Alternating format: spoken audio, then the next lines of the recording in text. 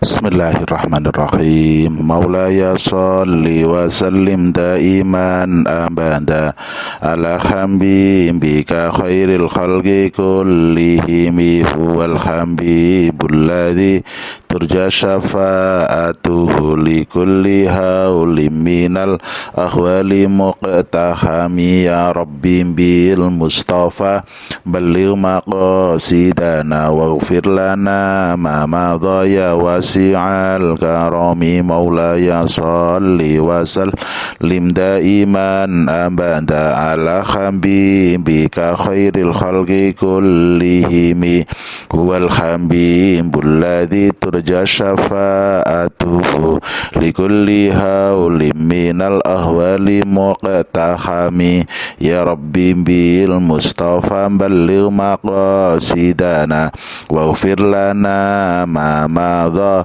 ya wasi'al karami. Assalamualaikum warahmatullahi wabarakatuh. Marilah kita berdoa bersama-sama mengikuti saya ya. Bismillahirrahmanirrahim. Subhanakallahumma Rabbana la ilma lana illa ma 'allamtana innaka antal alimul hakim wa tub 'alaina innaka antat tawwabur rahim wa taqabbal minna innaka antas samiul alim wa 'allimna min ladunka ilman nafi'a ya dzal jalali wal ikram. Allahumma ftah lana hikmataka wangsur alaina rahmataka ya dzal jalali wal ikram. Lahumul Fatihah. A'udzu billahi minasyaitonir rajim. Bismillahirrahmanirrahim. Alhamdulillahi rabbil alamin arrahmanir rahim maliki yaumiddin. Iyyaka na'budu wa iyyaka nasta'in ihdinas siratal mustaqim siratal ladzina an'amta 'alaihim ghairil maghdubi 'alaihim waladdallin. Amin. Bismillahirrahmanirrahim. Alhamdulillahi rabbil alamin. Wassalatu wassalamu ala sayyidina Muhammadin sayyidil mursalin wa ala alihi wa ashabihi ajmain. Qala al-muallifu rahimahullahu ta'ala wa nafa'ana bihi wa bi'ulumihi wa maddana bi asrarihi wa ada alaina bi barakatihi. Amin ya rabbal alamin. Hadratil muhtaramin wal muhtaramat, para alim, para ulama, para kiai, para ibu nyai, para ustadz, para ustadzah, para sepuh, para bini sepuh, tokoh masyarakat, tokoh agama, wabil khusus bapak-bapak, ibu-ibu, jamaah sholat subuh, pengajian ba'da subuh Masjid Agung Kabupaten Sidoarjo yang semoga selalu dirahmati, diberkahi oleh Allah Subhanahu wa ta'ala. Melanjutkan ngaji kita ibu bapak. An Ummi Salamata, yo hadis saking Ummi Salamah. Radhiya muga-muga ngridani sapa Allah Gusti Allah anha saking Ummi Salamah. Qalat dawuh sapa Ummi Salamah, qala dawuh sapa Rasulullah sallallahu alaihi wasallam, dawuhe alladzi utawi uwang yasrobu kang ngombe sapa alladzi ngombe fi ina il fiddati ing dalem wadah kang digawe saka perak. Minum air yang wadahnya dari perak. Innama yujarjiru khobari alladzi iku innama yujarjiru angin pestine padha karo nglebokaken sapa alladzi fi badnihi ing dalem wetenge alladzi nglebokaken naro jahannama ing neraka jahanam. Muttafaqun alaih. Ya hadis disepakati apa hadis, maksudnya disepakati antara Imam Bukhari dan Imam Muslim. Kita terjemah kaum muslimin. Dari Ummu Salamah radhiyallahu anha bahwa Rasulullah sallallahu alaihi wasallam bersabda, orang yang minum dengan menggunakan bejana dari perak, pada hakikatnya dia menuangkan api neraka jahanam ke dalam perutnya. Muttafaqun alaih. Jadi ini menerangkan tentang keharaman. Dia melanjutkan kemarin keharaman kita menggunakan wadah dari emas dan perak. Ini Nabi menjelaskan betapa ancamannya luar biasa bagi orang yang meminum minuman dari wadahnya terbuat dari perak. Itu seperti halnya dia meminum atau memasukkan sesuatu ke dalam perutnya yang berupa api dari neraka jahanam. Makna hadisnya kaum muslimin kita lihat, orang yang minum dengan menggunakan bejana dari emas atau perak berhak untuk menerima azab dari Allah Subhanahu wa ta'ala karena dia telah melanggar perintah syariat yang bijaksana. Kelak di hari kiamat dia akan menelan api neraka jahanam di dalam perutnya. Kaya apa rasanya ya? Gitu ya. Siksaan ini selaras dengan pelanggaran yang telah dilakukan ketika di dunia, yaitu minum dengan menggunakan bejana yang telah diharamkan di sisi syariat. Memang ini tidak boleh, ini haram. Maka ya akibatnya akan ditimpakan. Sepertinya dia minum mungkin wedang kopi, mungkin apa. Ini yang diminum halal kaum muslimin ya. Yang diminum halal, bukan yang diminum minuman keras apalagi. Ini yang diminum halal, tetapi wadahnya itu dari emas atau perak. Dalam hadis ini ketepatan dengan perak, apalagi emas. Wah, itu namanya qiyas aulawi. Perak saja minumannya itu halal, tetapi wadahnya dari perak, maka sepertinya dia memasukkan api neraka di dalam perutnya. Masya Allah. Fikih hadis, haram minum dengan menggunakan bejana yang terbuat dari perak bagi kaum laki-laki dan wanita, dan dapat dijelaskan pula siksaan kelak pada hari kiamat bagi orang yang melanggarnya. Saya itu ya mikir kaum muslimin, kalau saya tak jamin, saya belum pernah atau mungkin ya berjanji memang ini larangan Allah, saya tidak akan minum dari emas dan perak. Lah ra tau duwe memang. Nggih. Anu kok ne anting-anting bojone wae sak gram ngoten lho nggih. Nah ini kok minum atau makan pakai bejana dari emas atau perak.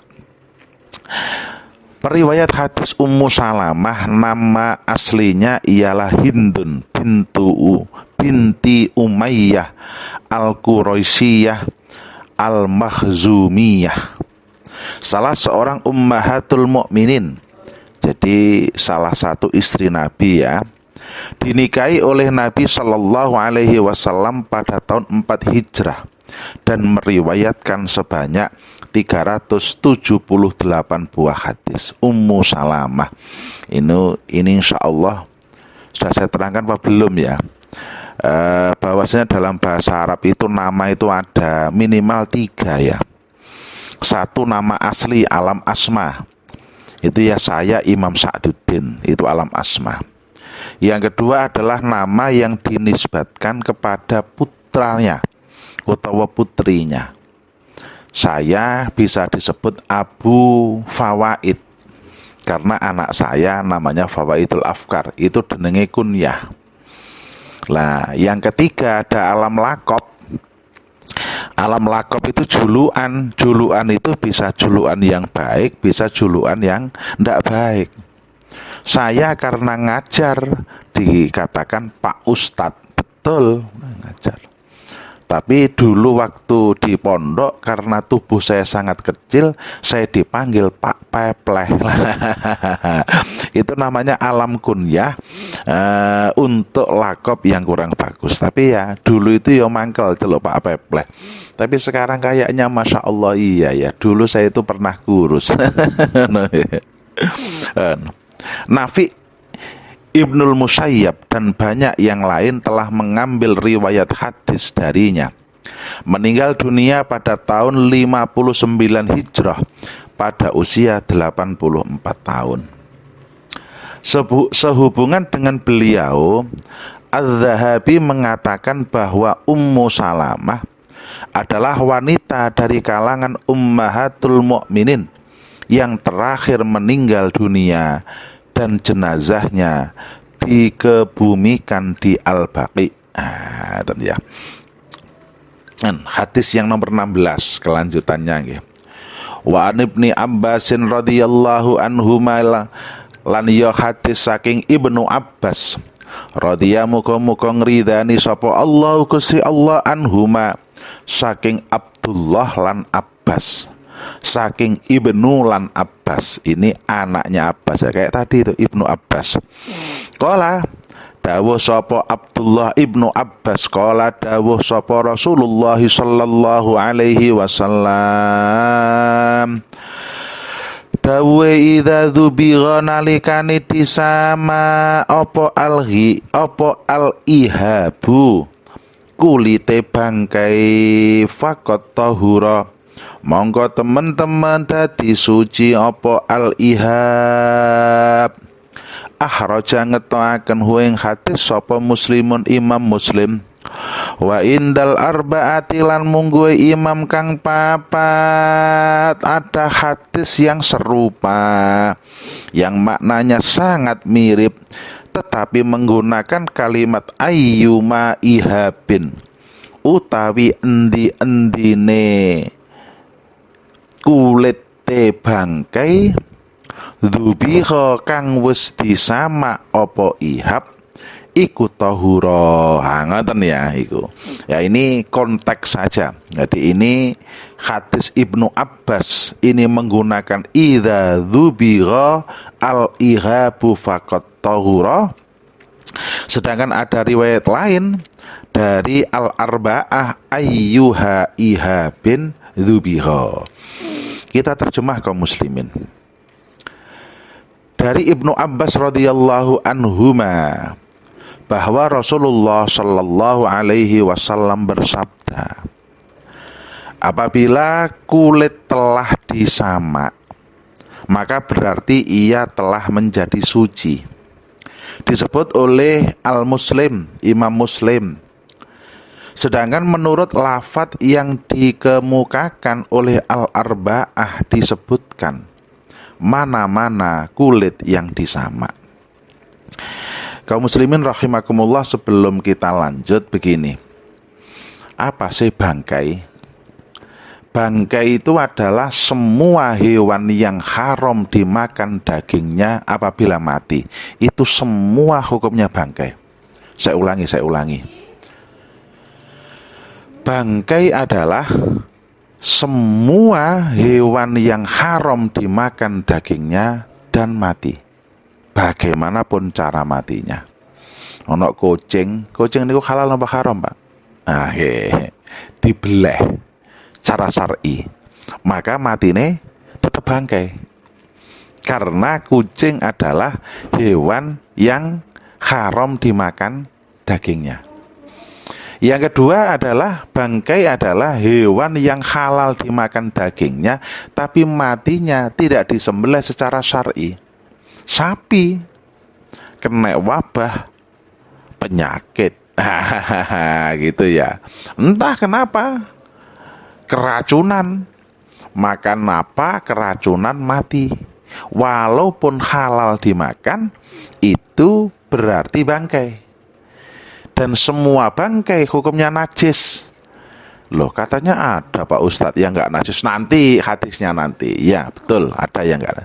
Sekarang pada prinsipnya semua bangkai itu adalah hukumnya najis. Sekarang pertanyaan saya, ibu-ibu niki, ibu-ibu ini yang ngaji ini luar biasa. Apa jenenge, tas ini ku wapi-wapi. Oh, ada tas mahal itu dari kulit buaya. Ngaten iki, kulit buaya. Buaya itu halal napa haram dagingnya? Jelas haram. Berarti lek mati bangkai. Semua bangkai hukumnya najis. Berarti tas ibu-ibu niku najis. Lek najis tak gua mawon. Gus Imam, lek jenengan gua aja ado-ado. Mangke kula pundute tak keke bojo kula. Mboten guyon. Ha niki ngen ngaten. Bapak-bapak pangapunten. Oh, niki luar biasa niki bapak-bapak. Wah, ini ada yang pakai ikat pinggang dari kulit ular. Wah, gitu ya. Ular itu adalah di Tahqiqul Hayawanat menerangkan ular itu haram dimakan dagingnya. Hati lek mati hukumnya bangkai. Semua bangkai hukumnya najis. Lek najis berarti gak oleh digawe. Lah, aduh Gus, niki ikat pinggang kula berarti lah anu tak guake mawon. Lah, sekali lagi lek mbuak ampun. Nah, ini nih kita ngajinya di sini. Jadi pada prinsipnya ibu bapak, sebenarnya semua yang najis itu tidak bisa menjadi suci. Itu pada prinsipnya. Yang bisa suci itu adalah barang suci yang terkena najis. Niki kacamata saya, suci toh? Si. Kena uyah tak umbah suci, gitu. Wah, ini memang aslinya suci kena najis. Tapi lek barang itu najis diapa-apakan ndak bisa suci aslinya. Tapi ada beberapa barang di dunia itu yang aslinya suci bisa diusahakan menjadi kualik. Ada beberapa barang di dunia ini yang aslinya najis diusahakan dengan syar'i itu bisa menjadi suci. Termasuk ini, mari kita kaji bersama.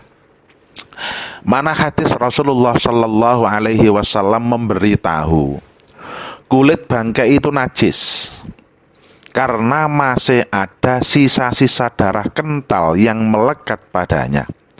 Ia mengandung mikroba-mikroba yang telah dibuktikan oleh ilmu pengobatan modern tentang bahayanya. Nabi Shallallahu Alaihi Wasallam memberitahu untuk mensucikan kulit tersebut dengan cara menyamaknya. Itulah itu loh, kayak tadi sepatu, kayak tadi tas jenengan, itu disamak namanya. Dengan cara ini maka hilanglah lendir-lendir najis yang terdapat pada pori-pori kulit itu.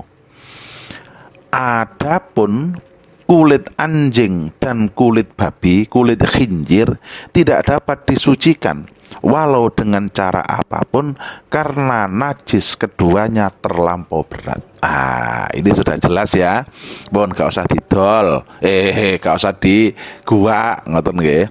Bahwasannya semua kulit bangkai itu kecuali kulitnya anjing dan kulitnya babi, apabila telah disamak maka hukumnya menjadi suci. Jadi tas ibu-ibu dari kulit buaya, itu suci. Bapak-bapak pakai ikat pinggang dari kulit ular juga hukumnya suci. Sepatu mungkin dari kulit nopo nggih? Kulit gajah. Mboten ngerti kula gak pengalaman. Ya sepatu kula tuku ya 3 tahun petang tahun lagi rusak ini. Pokoknya semua nggih, semua kulitnya bangkai selain babi dan anjing dan yang sefamili, itu apabila telah disamak maka hukumnya menjadi suci. Fikih hadis, samak merupakan cara yang paling efektif untuk menghilangkan lendir najis yang ada pada pori-pori kulit. Oleh karena itu, cara ini merupakan sarana untuk membuat kulit menjadi suci. Nah, itu samak. Samak dapat mensucikan semua kulit bangkai bagian luar maupun bagian dalam, kecuali kulit anjing dan kulit khinjir, kulit babi, serta kulit hewan yang dilahirkan dari percampuran salah satu di antara keduanya. Ya walaupun ini ditentang ya, tetapi ini karena ya hasanah. Zaman dulu mungkin belum ada penelitian yang sangat kuat. Umpama ada anjing menikah dengan babi, kok menikah Pak ya? Napa lah istilahnya? Disilang antara babi dengan anjing. Jadi maka itu tetap najis mughaladzah. Atau mungkin ini selingkuh Pak. Ono babi membuai kambing, punya anak. Anaknya ini mughaladzah, ya. Karena najis keduanya terlalu berat. Inilah menurut pendapat di kalangan madhab Imam Syafi'i. Ini kayak apal kabeh, karena madhabnya kita ya, Sedangkan madhab Hanafi mengatakan bahwa semua kulit bangkai menjadi suci dengan menyamaknya terlebih dahulu, kecuali kulit khinjir. Jadi lek anjing itu masih suci, lek disamak. Coro Imam Hanafi. Menurut madhab Maliki, yaitu menurut pendapat yang masyhur di kalangan mereka, samak dapat mensucikan semua kulit, tetapi hanya bagian luarnya saja. Sedangkan bagian dalamnya tidak dapat disucikan dan hanya boleh digunakan untuk kegunaan barang-barang kering, bukan benda cair, kecuali air. Sebab air mempunyai kekuatan daya tolak. Sebentar, ini sedikit harus kita urai. Imam Syafi'i sapal awake dhewe nggih. Semua bangkai itu, semua kulit bangkai bisa menjadi suci dengan disamak, kecuali kulitnya anjing, babi, dan hewan-hewan yang terlahir dari keduanya atau dari salah satunya. Deal, bon. Madhab Hanafi menerangkan bahwasanya suci semua, hanya kecuali babi. Berarti anjing itu bisa suci. Imam Maliki, yang terkenal Imam Maliki, semua suci. Tetapi sucinya itu bagian luar, bukan bagian dalam. Maka ya hanya boleh digunakan untuk hal-hal yang kering. Contoh mungkin sepatu yang ada kaos kakinya, kan kering, itu tidak akan menajiskan, tapi semua bisa suci. Mungkin apalagi ya baju. Yang nggak boleh itu adalah untuk benda-benda cair, kecuali air. Air boleh, karena air itu mempunyai kekuatan daya tolak yang melebihi daripada yang lain. Ini pendapatnya Imam Maliki. Kulit yang telah disamak juga boleh digunakan sebagai hamparan sholat. Jadi sajadah itu dari kulitnya bangkai yang telah disamak boleh. Tetapi tidak boleh dijadikan pakaian untuk sholat menurut madhab Hambali. Menurut pandangan yang masyhur di kalangan mereka, mengatakan bahwa menyamak kulit bangkai tidak dapat mensucikan sesuatu pun darinya. Ini juga merupakan salah satu dari 2 riwayat Imam Malik. Jadi ngaten, ini memang luar biasa. Para kiai, para hadirin, para kaum muslimin rahimakumullah, wabil khusus jamaah sholat subuh dan pengajian Masjid Agung Sidoarjo. Ini kalau kita memandangnya jangan dipandang nopo nggih, dipandang kok iso ora podo ya. Ya karena sama-sama sangke ngalimnya. Ngalim yang luar biasa. Hafal Quran, hafal ribuan hadis. Qurannya aja apalnya itu tidak hanya satu versi, tidak hanya satu kiroah, bermacam kiroah. Ahli bahasa, ahli ilmu nahwu, ahli ilmu sastra, luar biasa, kamil. Jadi sempurna keilmuannya sehingga bisa berpendapat yang berbeda-beda sudut pandangnya, dan inilah yang dikatakan bahwasanya perbedaan imam di kalangan umat Islam adalah rahmat. Loh, tapi hati-hati, yang berbeda imam. Nggih, bukan Imam Sa'duddin. Wong ngalim-ngalim ini. Karena ini menjadi hasanah bagi kita bagaimana kita akan melihat sebuah hukum secara paripurna. Nah, tapi lek sing berbeda niku dudu imam. Terus mari ngono gelut. Halah lah, itu perbedaan yang bukan rahmat, tapi perbedaan yang membawa adab. Ngonten. Jadi ini guys, jadi sekali lagi ini nanti karena kita akan ngaji Bulughul Maram, saya membacanya, saya ambil keterangannya sebagian besar dari kitab Ibanatul Ahkam, maka khilaf-khilaf semacam ini akan sering muncul antara Imam Syafi'i, sing paling sepolah diurut lah, antara Imam Hanafi, Imam Maliki, Imam Syafi'i, Imam Hambali, sangat luar biasa. Di sini pun terlihat sepakat lek digawe sajadah tok niku oleh. Tetapi kalau dibuat baju, wah itu Imam Hambali dan sebagian dari Imam Maliki, ashab Maliki ya, itu ada yang mengatakan tidak diperbolehkan kalau untuk baju. Tapi lek untuk sajadah boleh. Kesepakatan itu. Kaum muslimin rahimakumullah, sekali lagi bukan apa-apa ya, tapi karena memang sekarang zaman-zaman yang luar biasa. Menurut pendapat saya terlalu berani kaum muslimin.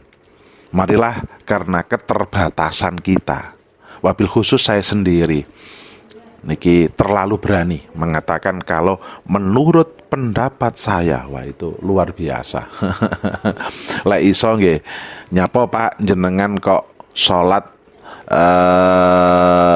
diawali dengan usolli sebelum lihat. Oh iya, ini pendapatnya Imam Syafi'i di kitab ini demikian. Wah itu yang luar biasa. Itu kita karena memang kita merasa keilmuan kita ya memang terbatas. Apalagi kok sampai terlalu, mohon maaf saya katakanlah ben sombong sekali. Kita ndak butuh ulama, kita nggak butuh kiai, kita cukup kaji Quran dan hadis. Betul, tapi ngalime sampean harus mentok yang luar biasa. Tapi lek gur ngalim-ngaliman apa meneh pakai terjemah preketek. Napa Pak? Lah ya, Quran aja pakai terjemah, hadis pakai terjemah, baca kitab-kitabnya para ulama terdahulu, tapi kok ngomongi nggak butuh ulama, nggak butuh kiai, cukup dari Quran dan hadis. Sing terjemah iku ya sapa? Nah itulah yang kita maksud. Bismillahirrahmanirrahim. Rabbi fangfa'na bi barakatihim wahdinal husna bi hurmatihim wa amitna fi tariqatihim wa mu'afatim minal fitani. Rabbi fangfa'na bi barakatihim wahdinal husna bi hurmatihim wa amitna fi tariqatihim wa mu'afatim minal fitani. Monggo ndonga. Bismillahirrahmanirrahim. Allahumma inni astautiuka ma 'allamtanihi fardudhu ilayya inda hajati ilaihi walatun sinihi ya rabbal alamin. Diwaos sareng-sareng. Subhanakallahumma wa bihamdika asyhadu an la ilaha illa anta astaghfiruka wa atubu ilaik. Assalamualaikum warahmatullahi wabarakatuh.